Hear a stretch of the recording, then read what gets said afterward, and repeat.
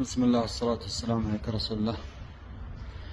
أنا أبغى أتكلم في نقطة هنا لفتت انتباهي في شغل السباك هنا. ما شاء الله تبارك الله. شايفين كيف؟ شايف كيف؟ هذا مهتم في شغله. هذا مهتم في شغله. شايفين كيف؟ مقفل حتى عليها بالخلطة شيء يفتح النفس. على كل حال، شايفين فين حطنا المحبس؟ تحت الغسالة اليد. هذا رافعه وحاطه بين الماسورتين الحرارية من هنا، على أساس من هنا ما ينشاف. الفرنجي بتشكيلته بشكله الكويس وبميزانه المرتفع عن الأرض.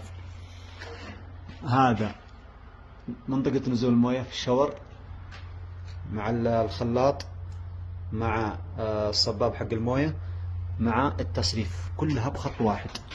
بعض الأحيان في بعض الأماكن أشوفها هذه هنا يمين يسار، حتى الشكل مرة ما هو الشكل سيء. شوف كيف التسكير، تسكير مليس. هنا ما راح يتعب فيه شيء، كل شيء موزون، كل شيء فلفت انتباهي حبيت اني اشارككم فيه. برضو شايفين فين الصفاية تحت الخلاط، يعني شغل صراحة مرتب.